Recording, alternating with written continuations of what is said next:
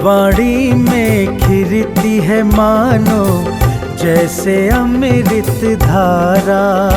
जिन्हें की वाणी में खिरती है मानो जैसे अमृत धारा। उनके वचनों को सुनकर होगा अब कल्याण हमारा। उनके वचनों को सुनकर होगा अब कल्याण हमारा। जयवंत हो तीर्थंकर सत्संग।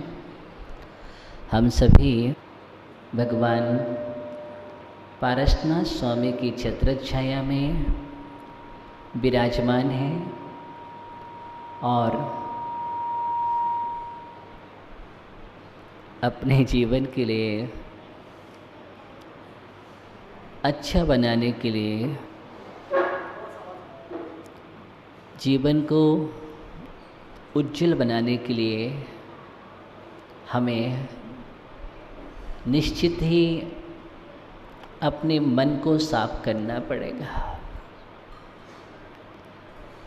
मन की सफाई जीवन में बहुत जरूरी है। मन जितना हमारा साफ होगा उतना ही हम भगवान बनने के निकट पहुँचेंगे। मन दोष कारक है, उपलब्धि नहीं होगी। हम पूजन कर रहे हैं, पाठ कर रहे हैं, स्तोत्र कर रहे हैं, जाप कर रहे हैं, ध्यान कर रहे हैं, साधना कर रहे हैं, त्याग तपस्या कर रहे हैं, लेकिन जब तक हमारा मन विशुद्ध नहीं है तब तक किसी भी कार्य की सिद्धि हो नहीं सकती है। इसलिए आचार्य ने कहा कि जो भी मन के दोष हैं, पहले मन के दोषों को अलग करो। देखिए, हम वचन के दोषों को भी दूर कर देते हैं, शरीर को भी हम शुद्ध कर लेते हैं, लेकिन मन के दोष निकलना सबसे ज़्यादा कठिन है। सबसे ज़्यादा दोष मन में पैदा होते हैं, कसाएं मन में पैदा होती हैं, द्वेष परिणाम मन में पैदा होते हैं, अशुभ चिंतन मन में पैदा होता है। कई बार हम पहचान नहीं पाते हैं, अभिव्यक्त नहीं हो पाता है, लेकिन मन में विचार सबसे ज़्यादा दूषित होते हैं। इसलिए बंध और मोक्ष का कारण अगर कोई है तो वो मन है। मनः एव मनुष्याणाम कारणम बंध मोक्षयो। ये मनुष्य का मन बंध का भी कारण है और मोक्ष का भी कारण है। मनेन साधना जितनी भी होती है, इसलिए कहा जाता है कि तुम्हारा मन पवित्र है तो सब पवित्र है, और मन पवित्र नहीं है तो कुछ भी पवित्र नहीं है। मन पवित्र है, माथा पवित्र होगा, और मन पवित्र नहीं तो माथा पवित्र नहीं हो सकता। मन पवित्र होगा तो माथा अच्छा दिखेगा, आभा मंडल अच्छा होगा, तुम्हारे मस्तिष्क पर तेज नजर आएगा। और मन खराब है तो माथा भी बतला देगा। मन खराब होता है, आपके चेहरे पर विकार आ जाता है। चेहरे पर विकार आ जाता है, वो बात आप नहीं पहचान पाए, लेकिन चेहरा विकृत हो जाता है। मन विकार आए तो आप दर्पण साथ में रखो, देखो अपने चेहरा तत्काल विकृत हो गया, यानी कि मन में विकृति आ गई। जब मन में गंदगी आती है तभी बाहर अभिव्यक्ति होती है। अगर मन में गंदगी नहीं है तो तुम्हारे जीवन में कभी भी चेहरा मिलान नहीं हो सकता है। हुआ है तो कारण है, पहचानो। इसलिए मन के दोषों को दूर करो। एक सम्राट अस्वस्थ था।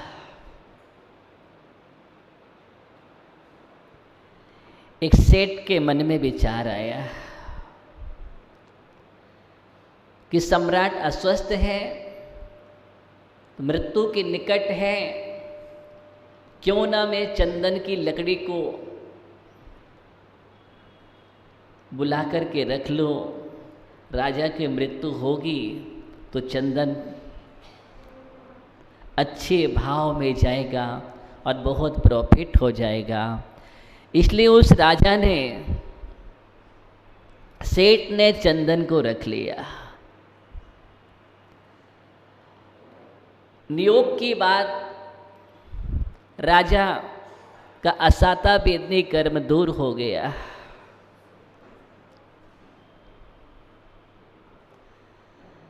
और साता का उदय आ गया। और साता के उदय में राजा स्वस्थ हो गया। ध्यान रखना, इस साता और असाता ही जीवन में चलती रहती है। इसलिए कई बार हम मायूस हो जाते हैं, हम मुरझा जाते हैं और मन अशांत हो जाता है। ये मनुष्य पर्याय मन को अशांत करने के लिए नहीं मिली है, मन को प्रशांत करने के लिए मिली है। जिस दिन तुम्हारा मन प्रशांत हो जाएगा, उस दिन प्रशांत रूपाए दिगंबराए, प्रशांत रूप हो जाएगा। और प्रशांत रूप पूजा जाता है, भक्ति योग होता है, वंदना योग होता है। इसलिए प्रशांत मन की पूजा होती है, अशांत मन की पूजा नहीं होती। इसलिए भगवान का स्वरूप कैसा होता है संजय ज्ञानी? भगवान प्रशांत रूप है। हमें भगवान बनने के लिए प्रशांत रूप की आवश्यकता है। ये अशांत रूप लेकर के चल रहे हैं, नहीं नहीं नहीं नहीं। चेहरे पर आभा होना चाहिए। देखो जय कुमार जी मुस्कुरा रहे हैं। प्रशांत, प्रशांत ज्ञानी, प्रशांत। जब अशांत शांत होगा तब प्रशांत होगा। अभी तो नाना द्वेष हमारे मन में है, प्रशांत मुद्रा कैसे हो? खोजो अपने अंदर प्रशांत मुद्रा को, खोज करो, शोध करो अपने अंदर में प्रशांत मुद्रा हमारे अंदर है कि नहीं है। नहीं तो प्रकट करने का पुरुषार्थ करो अपने जीवन में। सबसे बड़ा पुरुषार्थ यही है। साधना इसलिए की जाती है कि मन प्रशांत हो जाए। क्या हो जाए? मन प्रशांत हो जाए। और क्या चाहिए मुझे? जीवन का आनंद प्रशांत में है, अशांत में आनंद नहीं है। कल आनंद की बात चल रही थी, आनंद नहीं है। क्यों? क्योंकि हम निमित्ताधीन दृष्टि लेकर के बैठे हैं। निमित्ताधीन दृष्टि जब तक रहेगी हमारे जीवन में, तब तक आनंद नहीं आएगा। अभी तो हमारे जीवन में ये दशा है, सुरेंद्र भैया ने कुछ बोल दिया, संजय भैया में परिवर्तन आ गया। क्या हो गया? संजय भैया में परिवर्तन आ गया। मेरा मन खराब हो गया। तत्काल बोलेंगे भैया इन्होंने बोल दिया, इनकी तो बोलने की आदत है। अरे अगर उनकी बोलने की आदत है तो तुम अच्छे रहने की आदत बना लो।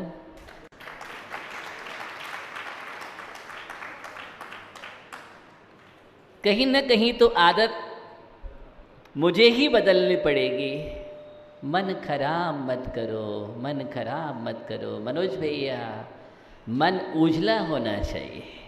कैसा होना चाहिए? मन को इतना अच्छा उजला बना लो, अपनी आदत इतनी अच्छी बना लो कुछ भी हो जाए, लेकिन मन को विकृत नहीं करेंगे। यही तो पुरुषार्थ है। अथवा हम जीवन में कभी भी सफल नहीं हो सकते हैं। हम भगवान के पूजन कर रहे, किसी ने टोक दिया, अब क्या करोगे आप?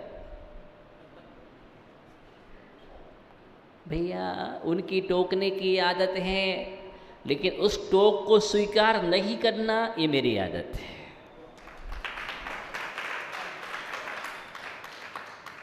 इसी में आनंद है, किसी में, इसी में आनंद है।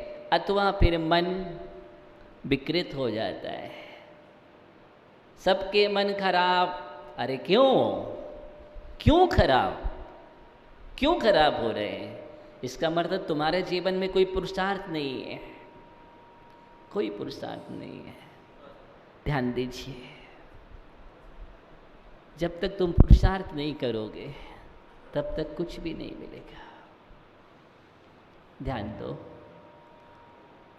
इसलिए कितना भी निमित्त बन जाए, लेकिन मन को विकृत नहीं करना, ये मनुष्य भाव की सबसे बड़ी साधना है। अभी तक हम हर भाव में निमित्तों के अधीन रहे हैं। क्या रहे हैं? हम निमित्तों के अधीन रहे हैं, लेकिन हमारे जीवन में हम कहीं न कहीं विकार पैदा करते रहे हैं। बोले ऐसी बात नरेंद्र भैया ने बोली तो क्यों बोली, हम लेकर के बैठ गए।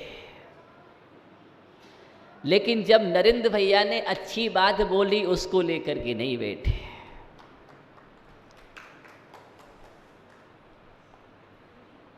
बुरी बात को ग्रहण करने की आदत मेरी जल्दी है। इन्हीं संस्कारों को मुझे तोड़ना है। क्या करना है ललित भैया? इन्हीं संस्कारों को जीवन से हटाना है मुझे। यही तो सबसे बड़ा पुरुषार्थ है। अगर ये नहीं हटा पाए तो फिर शायद हम जो भी कर रहे हैं उसका कोई आनंद नहीं है, कोई भी आनंद नहीं है। लेकर के नहीं बैठना। मैंने एक दिन बोला था, अगर कोई बुरी चीज़ है तो उसको पानी पर लिखने की आदत डालो। क्या करूं? कोई भी बुरी चीज़ है, चाहे सुरेंद्र भैया हो और चाहे संजय भैया हो, दिलीप भैया, मनोज भैया, कोई भी हो, सभी लोग पानी में लिखने की आदत डाल लो।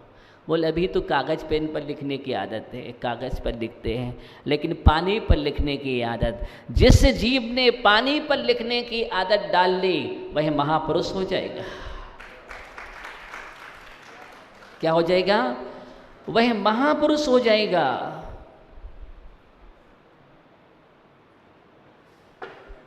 पानी पर लिखने की आदत डालो, बैठ जाओ। आज का सूत्र क्या है? पानी पर लिखने की आदत डालो। आज से सीखना पानी पर कैसे लिखा जाता है।